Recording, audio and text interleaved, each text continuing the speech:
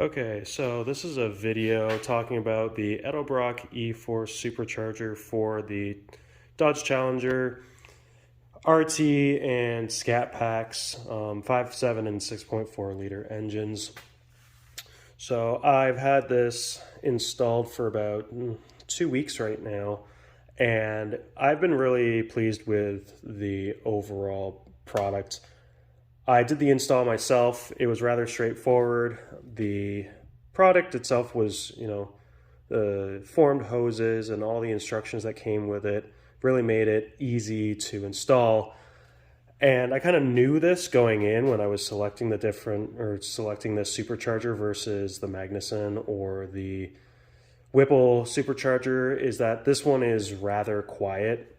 So I decided that the ease of installation, sort of the whole completeness of the package, the lack of having to cut tubing, et cetera, was a priority over the overall sound of the actual supercharger with the final product. Flash forward to the install being done. I'm super happy overall with the performance of it, but again, it's a very quiet supercharger, and that's largely by design. How do you fix this? Well, there's a guy out there by the name of Sean Foster. He owns his own company, small company, and he sells a modification kit to actually increase the sound of any or many different types of superchargers. And he has a kit for this particular configuration. I purchased it and it's in the mail. It should be here later today. I'm going to go ahead and do the install. And when I get it in hand, I'll come back and sort of show you what it comprises of and how it actually works. All right, so here's everything that comes in the Foster SC Mods kit. You've got the sound induction tube. This is roughly, I don't know, inch and a quarter diameter tube, and it comes with a braided anti-cut sleeving on it. One end is completely open, nothing in there. The other end has a barb on the end. Moving on, we have, this is actually the diaphragm, so this goes on the end of the sound induction tube in the cabin, and this is what actually transmits the sound into the cabin without there being a gaping hole from the cabin to the airbox. Here you've got some various fittings. I believe that this fitting is usually used for a hard plastic tube application to connect to the intake manifold, if it is plastic. This one is for, I believe, silicone, which is what the edelbrock ships with, a silicone intake tube. Moving on, we've got some various grommets to make a good seal to the intake tube. We have some grease in order to have all the fittings go together nice and easy, and then a hole saw bit so that you can actually drill into your intake tube. There's not really much here. That's not a bad thing. It means that the installation should be pretty easy and straightforward. Can't imagine it'll take more than 20 minutes to complete. Going back to the vehicle here, the installation path for that tube is going to go from this silicone intake here back to the firewall. And for the Challenger, it's actually a really simple install because on the 6-speed manuals, you can see that there's that black grommet right in the firewall. Now that grommet would typically not be there on your automatic transmission variants, because I believe that there's some sort of cable that runs through there, of a very small diameter cable, actually, given the size of that hole.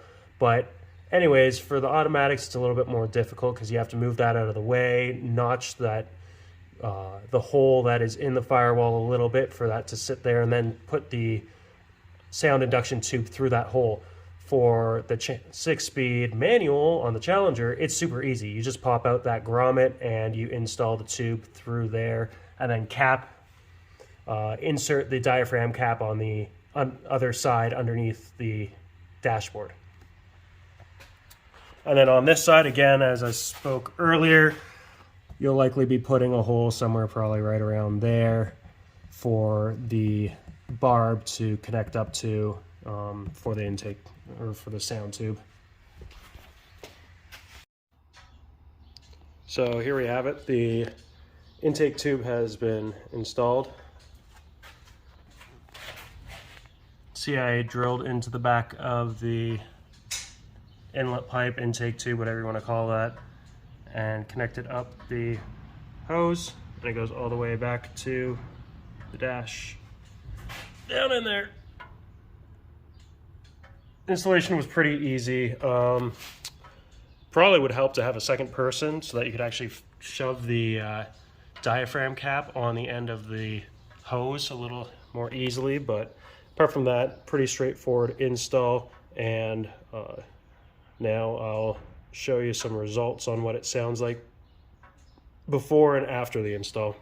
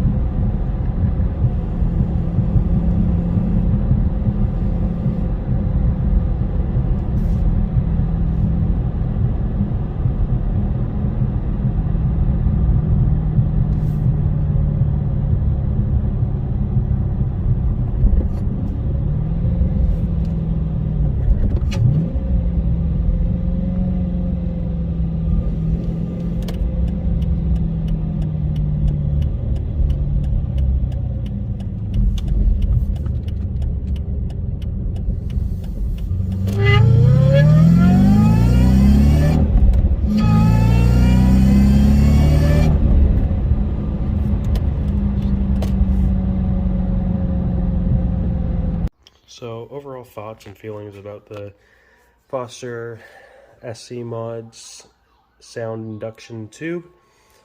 It definitely does what it's advertised to do. It definitely improved or increased the amount of supercharger whine within the cabin. As a reference, I didn't mention before, this still has a stock exhaust on it, so it's pretty quiet exhaust. So you hear a lot of the engine, and you ideally hear a lot of the supercharger. So this definitely increases and amplifies the amount of supercharger whine in the cabin. Prior to this install, there really wasn't, I couldn't personally hear anything from it. But now that this is installed, you definitely hear it. Along with the actual supercharger whine itself, you do get a lot of induction sound. Not a lot, but it is there and it's noticeable. More so when you're not listening to a radio or something. I guess the same harmonic frequencies that you sort of listen to music at. sort of overlap with the sort of whooshing air sound that you get through the induction tube. So it's not as bad as you'd think when you've got the radio on, but the supercharger one definitely comes through, and that's the important thing. So overall, I think it's worth the money to do for less than 200 bucks. I can now hear the supercharger, which I previously couldn't. So I'm overall pretty happy with the setup. Simple to install. And that's pretty much it.